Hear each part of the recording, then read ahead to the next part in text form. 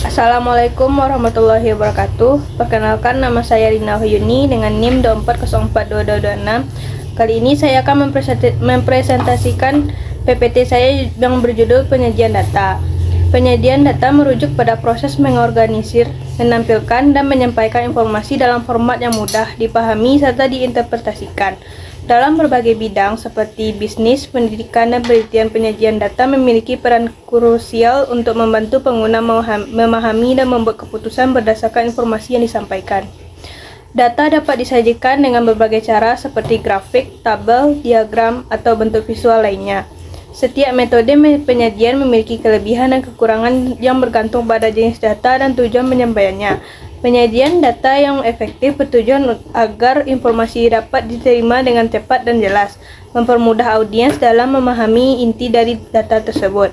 Selanjutnya itu jenis-jenis penyajian data. Penyajian data dalam bentuk tabel. Penyajian data menggunakan tabel merupakan cara yang paling sederhana dan sering digunakan untuk menampilkan informasi.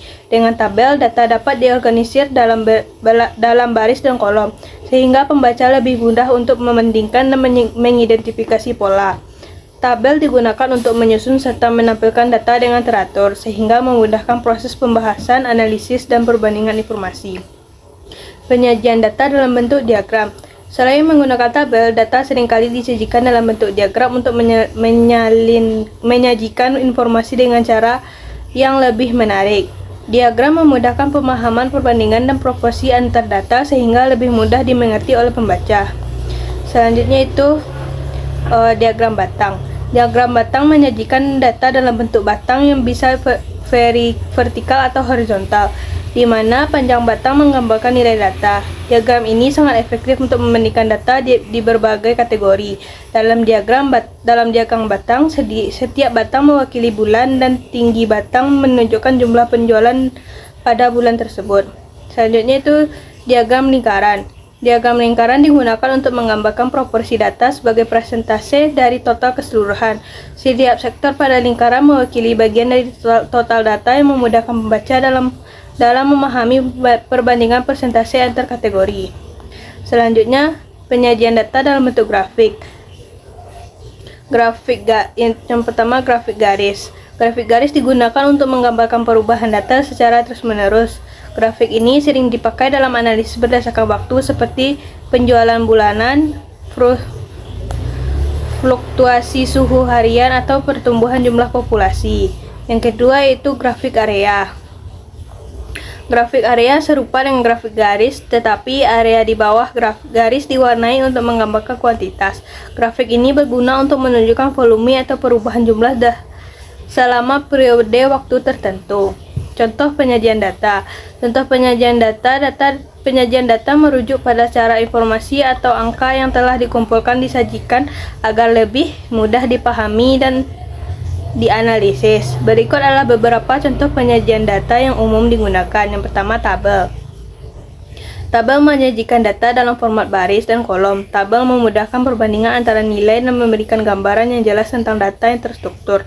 Contohnya itu tabel yang menunjukkan jumlah penjualan bulanan produk tertentu. Yang kedua, diagram batang. Diagram batang menampilkan data dalam bentuk batang vertikal atau horizontal. Setiap batang mewakili kategori atau data tertentu dan panjang batang menggambarkan nilai data tersebut. Contohnya yaitu diagram batang membandingkan jumlah penjualan produk A, B, dan C di berbagai bulan. Yang ketiga, diagram lingkaran. Diagram lingkaran digunakan untuk menunjukkan proporsi atau persentase data terhadap total keseluruhan. Setiap bagian lingkaran mewakili bagian dari data yang lebih besar. Contohnya yaitu diagram lingkaran yang menunjukkan proporsi bangsa pasar dari berbagai perusahaan di industri tertentu.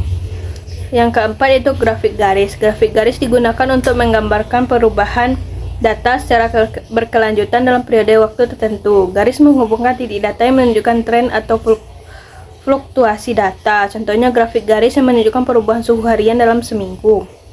Yang kelima itu grafik area.